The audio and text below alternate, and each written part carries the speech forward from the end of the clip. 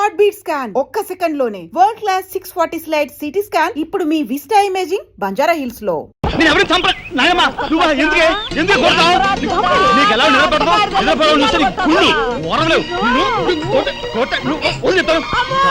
నిద్రపోనకుండా కొట్టుకొని పైవం చేస్తుంటావు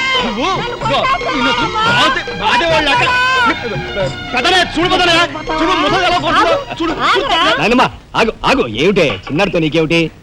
నువ్వు నీ పెళ్ళ గారాబం చేయబట్టే ఆడు సోంబేర్లా తయారయ్యాడు. సోంబేరి గింబేట ఆగండి. మిట్ట మధ్యాహ్నం దాకా పడుకోవడం మూలంగా ఇంటికి ఉపయోగం, దేశానికి ఉపయోగం తెలుసా? దేశానికి? అవును మరి. నాలాంటి వాళ్ళకి ఉద్యోగం రాకపోవడం వలన స్ట్రైకులు చేసి బస్సులో తగలబెడతామా? అలాంటివి ఏమీ చేయకుండా యువతలు నిద్రపోవడం మూలంగా దేశానికి ఎంత ప్రశాంతత. ఏమిటినైనా లాభం ఏమ్మా, కానీ సంపాదన లేనోడు 3 పూట్ల మిక్కితే ఇంటికి ఎంత ఖర్చు? అందుకే అర్ధరాత్రి వచ్చి మిట్ట మధ్యాహ్నం దాకా నిద్రపోతాను. దాని మూలంగా రాత్రి భోజనం, తెల్లారి కాఫీ, టిఫిన్లు నీకు ఆదా కాదా? ఏనే ఇక పెద్దనే అంటావా? వాడు మధ్య తరగతి మనిషి, బోడు బరువు బాధ్యతలు ఉంటాయి, 10 మందికి సమాధానం చెప్పుకోవాలి కాబట్టి పొద్దునే లేవాలి. ఇక సీతమ్మ లాంటి వదులంటావా? ఇంటి చాకరీ బోర్డు అంత ఉంటుంది, ఆవిడ పొద్దునే లేవాలి. ఇక చిన్నయ్య ఇదిగో వీడు ఒక పుస్తకాల పురుగు, ఎప్పుడెప్పుడు ఐఏఎస్ పాస్ అయిపోదామని ఉంటుంది కాబట్టి తను పెందడే లేవాలి. ఇక చిన్నపిల్లలు పొద్దునే ఆడుకోవాలి, చదువుకోవాలి కాబట్టి వాళ్ళు పెందడే లేవాలి. నువ్వు నేను ఎందుకే పెందడే లేవటం? నా మాట విన్నాయనమ్మా, నువ్వు నాతో పాటు అర్ధరాత్రి వరకు గాలి తిరుగుడు తిరిగి ఇంటికి వచ్చి నిద్రపోయి లేటుగా లేచావనుకో, ఇంటికి ఖర్చు తగ్గుద్ది, నాకు నీ నస తగ్గుద్ది. ముదిరిపోయావురా చిన్నబాబు, నీళ్ళు తోడుతున్నా ఎంత పొగర్రా నీకు? ఉదయంతో చాకరీలు చేయించుకుంటావా? ఏంటి తోడాలి, సబ్బెట్టాలి, రఫాడించేస్తానేమనుకున్నావు? నువ్వు చేయాల్సిన పనులు ఉదయంతో చేస్తావు, నేను నిన్ను కేకలు పెడతావు అనుకుంటే నువ్వు ఎదురొస్తావా? అయినా ఈ వయసులో నువ్వు చేయాల్సిన పనులు ఏమిటి? ఏంటయ్యా? నాకు సేవలు చేసుకోవటం. ఏంటి? తాతయ్యకి ఎలాగో సేవలు చేయలేదు, నాకు సేవలు చేసుకో. దేవుడు మెచ్చి నీకు స్వర్గ దూరాలు తెలుస్తాడు. నిజమైన ముసుదానా?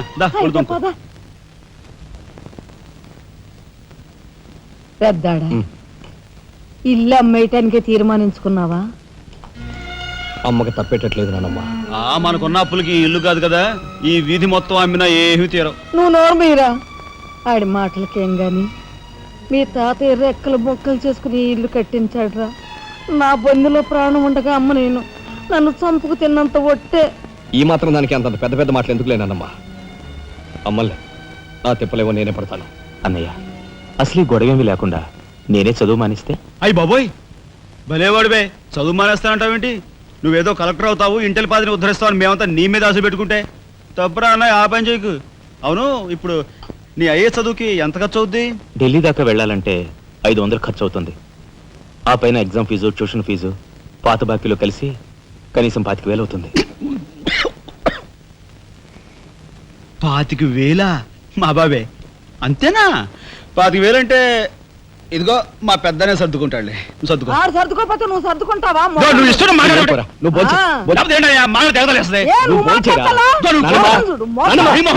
ముందు వాడు బోంచేది. రే రాఘవ, ఏ పరిస్థితుల్లో నీ చదువు ఆగిపోవడానికి వీల్లేదురా. ఎంత ఖర్చైనా సరే డబ్బు సంగతి నేను చూస్తాను. నువ్వు నీ ఏర్పాట్లో ఉండు. అదిగో వచ్చారు నీ గాడిద గ్యాంగ్. పూసే గాడిద వచ్చి మేసే గాడిదని చెడగొట్టిందంట. మెయిటివ్ అయిందిగా, ఇక లేచండు. నాయనమ్మా, సాయంత్రం వచ్చేసరికి మునక్కాయ కూరలో ఉప్పు చేపేసి వండి పెట్టవా? మునక్కాయన్ని ఉప్పు చేప వండి పెడతా. కొంటిదానా? మీ తాత ఇట్టగా ఏడ్పిస్తూ తినేవాడురా. ఈడు అన్ని ఆయన పోలికలే. వాడేదో నీ పోలికలతో పుట్టాడు కదా అని కాస్త గారాబం చేశాను అంతే. నెత్తి నెక్కి కూర్చున్నాడు. ఏ లోకల్లో ఉన్నావో ఏమో.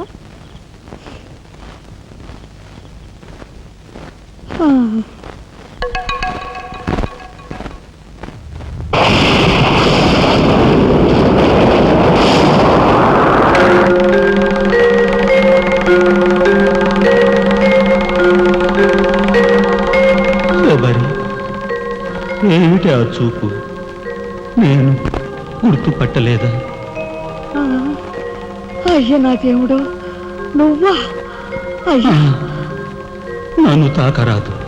ఆత్మరూపంలో ఉన్న నన్ను తాకితే మాయమైపోతాను. అపచారం అపచారం. అయ్యా, బతికుండగా ఒక్క రోజు కూడా గడ్డం మాయనిచ్చేవాడివి కాదు. మగ మహారాజులాగా మెలమెల మెరిసిపోయేవాడివి. ఇప్పుడు ఏంటయ్యా గడ్డమట్ట మాసింది? అదక్కడి రూలు. ఏమిటి చిన్నాడు మీద విరుచుకు పడుతున్నావట? వాడు ఒట్టి అల్లరాడైపోయాడయ్యా. వాడిని ఇంటికి రాని వాడి కాళ్ళు కొడతాను. ఎంత పొరపడుతున్నావు శబరి? చిన్నాడంటే ఎవరనుకున్నావు? ఎవరు? నేనే. నీ మీద మమకారం చావక ప్రేమ తీరక మళ్ళీ వాడి రూపంలో జన్మించాను. వాడే నేను, నేనే వాడు. నువ్వా? చిన్నాడిది నీ అంశ? ఒట్టు. మరి ఇన్నాళ్ళు నువ్వు నాతో చెప్పలేదేమయ్యా? ఆ ఐడియా నాకు ఇప్పుడే వచ్చింది ప్రియ.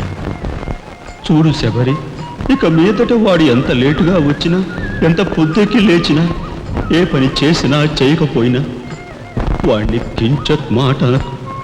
అన్నాహో స్వర్గంలో నేను క్షోభపడిపోతాను. అమ్మో అమ్మో, ఎంత మాట! వాడికి ఏమన్ను? అయ్యా, రాకొచ్చావు 4 మెతుకులు తినేళ్ళవా? నాకంత వ్యవధి లేదు శబరి.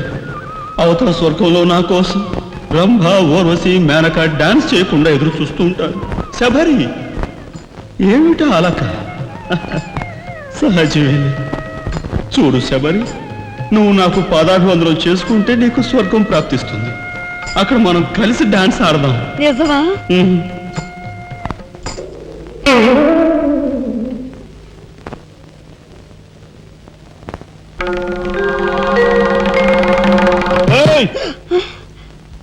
వస్తున్నా వస్తున్నా వస్తున్నా. తలుపులు బాత్తుడు వినపట్లా? ఏదో లోకంలో ఉండి ఏదో లోకంలో రఫ్ ఆడించేస్తానేమనుకున్నావు? భోజనం చేసావా? ఇంకా పడుకోలేదే? నువ్వు వస్తావని. నేను వస్తానని అర్ధరాత్రి వరకు నా కోసం ఎదురు చూస్తుంటే నీ ఆరోగ్యం ఏమైపోతుంది? పడుకో. ఏమిటా చూపు? పడుకో.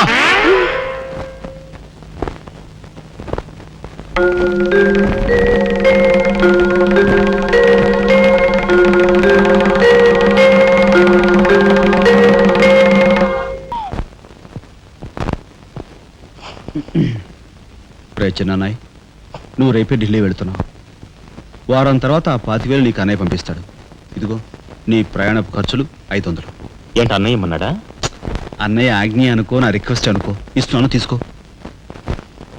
ఈ డబ్బు నీకెక్కడిది? యక్ష ప్రశ్న వెయ్యొద్దు. ఇస్తున్నా, తీసుకో. అంతేగాని ఎక్కడి నుంచి వచ్చాయి, ఎలా వచ్చాయని డీటెయిల్స్ మాత్రం ఆ అడగ. డబ్బులు నీకు ఎక్కడైరా? చెప్పానా? యక్ష ప్రశ్న అడుగుతున్నది నేను. ఎక్కడదా ఈ డబ్బు నీకు?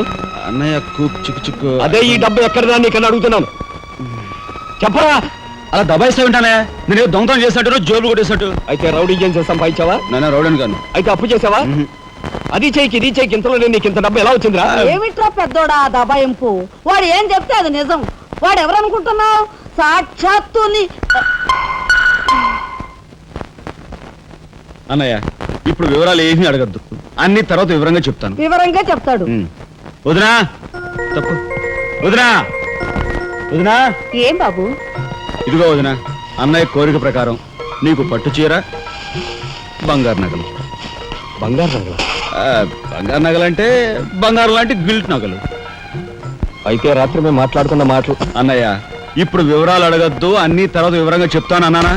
ఇప్పుడు వివరాలు ఏం అడగద్దు, తర్వాత అన్ని వివరంగా చెప్తాను అన్నాడా? ఆ వివరాలు నేను చెప్తాను.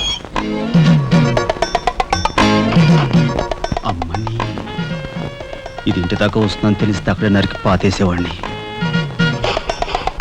ఎవరమ్మా నువ్వు? సామాన్తో పాటు దిగిపోయావు?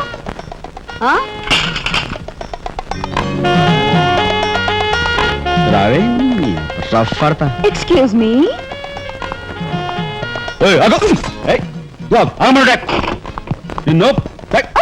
ఏమిటి ఏమిటి దౌర్జన్యం? ఇంట్లో వచ్చింది కాకుండా గది గది వెతుకుతున్నావా? నా శీలం ఏ గదిలో భద్రంగా ఉంటుందో చూసుకుంటున్నాను. నీ శీలం ఆ కోట్ చేజులంత రఫ్ ఉందో రఫ్ పాడించేస్తా. కొట్టుయా కొట్టు. నీతో రఫ్ ఆడించుకోవడానికి వచ్చాను. కొట్టు. లేదు నాకు. బామ్మ, ఈ ఇంటికి పెద్ద దిక్కులో ఉన్నారు. పైగా ఆడవాళ్ళలాగా ఉన్నారు. ఈ ఆడదాని బాధను అర్థం చేసుకోండి. ఈ భారతదేశంలో ఒక ఆడదాని శీలానికి భద్రత లేదా? కనీసం శీలం అంటే నీ బొంద. ముందు నీ బొత్తాలు భద్రంగా పెట్టుకో. నా శీలం బామ్మగారు చూసారా? మీ ముందు ఇలా చూస్తున్నాడు. నాకంతా అర్థం అవుతూనే ఉందరా. అనుమానాలు నాకున్నాయి. నోరు మూసుకుని పద. నా పెంచి ఏమిటి వాళ్ళ నలుగురిలోనూ అడిగితే తలా ఒక తన్ను తంతారేమోనని ఇక్కడికి తీసుకొచ్చా. ఆ అమ్మాయి ఎవరు? ఆ అమ్మాయికి నీకు సంబంధం ఏమిటి? నాయనమ్మ నిజంగా నాకు ఎలాంటి సంబంధం లేదు. ఏ సంబంధం లేదా? ఆహా, ఆ,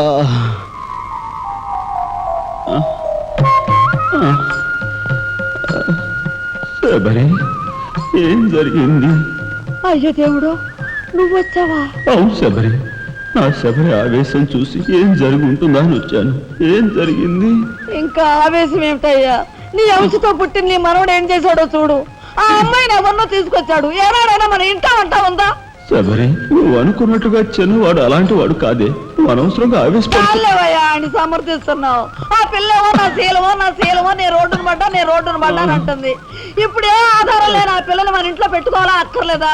చూడు శబరి, నువ్వు కొంచెం చూసి చూడలేదు. ఏంటి చూసుకోపోయేది? నాయనమ్మా ఏం జరిగింది? అయ్యో నా దేవుడు, వెళ్ళిపోయావు. ఎవరే ఎక్కడికి పోయారే? అక్క, దిక్కు ముక్కు లేని ఆడదాన్ని, భద్రత లేని ఏ ఇంట్లోనైనా ఉన్నాననుకో, నా శీల రౌడీల పాలవదా? పోనీ భద్రతగా వెళ్ళి ప్రయత్నిద్దామన్నా వేల మీద డిపాజిట్ కట్టాలి. శీలవతనైనా నేను అంత డబ్బు ఎక్కడి నుంచి తీసుకురాను? నేను ఆ అమ్మాయి విషయంలో ఒక నిర్ణయానికి వచ్చాను. నువ్వు నాకు అడ్డు పడ్డావో నా మీద ఒట్టే. నాయనమ్మా నీకు అనుకూలమైన ఇల్లు దొరికే వరకు నువ్వు ఇక్కడే ఉండమ్మా. నిజమండి? అవునమ్మా, నువ్వు ఇక్కడే ఉండు. బామ్మ, తప్పుకోండి చిన్న బాబు గారు. బామ్మ, మీరైనా నా బాధను అర్థం చేసుకున్నారు. నా రూమ్ ఎక్కడా? రైటా లెఫ్టా? రైటే, బాత్రూమ్ ఉంది, వెళ్ళు. ఎవరు మీరా? ఇటు వెళ్ళమ్మా. థ్యాంక్స్ బామ్మ. తర్వాత చూసుకుంటా. రఫ్ ఏమిట్రా వేలు చూపిస్తున్నా? ఒకవేళ అదే మొత్తం 5,000 చూపించి ఇక్కడే ఉండు అంటున్నాను.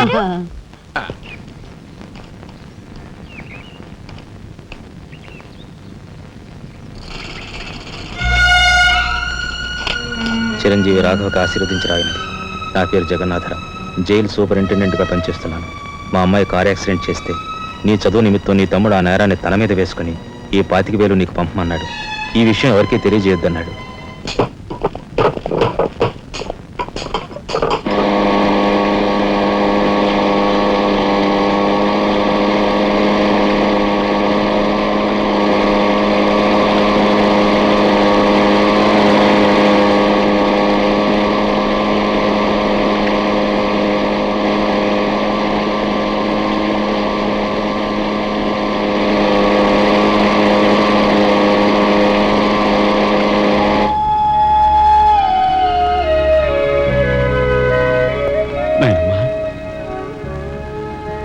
ఒరే చిన్నాడా, ఏమిట్రా ఇది?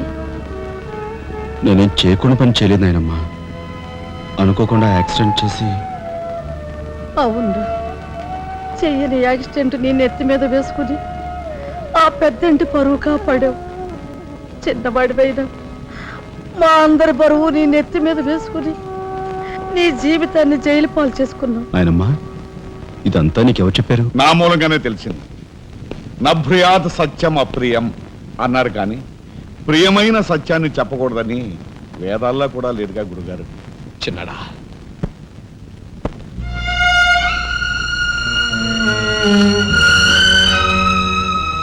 తమ్ముడు, అందరికంటే చిన్నవాడు అయినా ఎంతగా ఎదిగిపోయావురా. ఎలా ఉన్నారమ్మా? నువ్వా? గట్టిగా రోపకయ్య, నిన్ను చూడాలనిపించి మనసుండు బట్టలేక వచ్చేసాను. పెద్ద బాబాయ్కి తెలిస్తే మెడపెట్టుకుని బయటకు గెంటేస్తాడు. నిన్ను చూస్తే చాలా ముద్దొస్తుంది. పళ్ళు పని ముద్దిచ్చి గట్టిగా పట్టుకో. ఇంకా దగ్గరికి లాగు. నేను కాదు, వాళ్ళ అక్కని. బాబు, ఆ అమ్మాయి ఎవరో కాదు బాబు, మా అమ్మాయి. వస్తాంరా చిన్నాడా, జాగ్రత్త. బాబు పోలీస్ అబ్బాయి, మా వాడిని కాస్త జాగ్రత్తగా చూసుకో. అలాగేనమ్మా. వస్తానురా. ఓకే వస్తానండి. అలాగే వస్తాం బాబు. ఉంటా వదినా.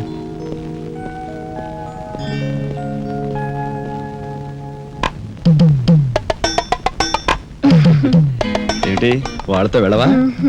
ఇక్కడే ఉండిపోతావా? రఫ్ సరే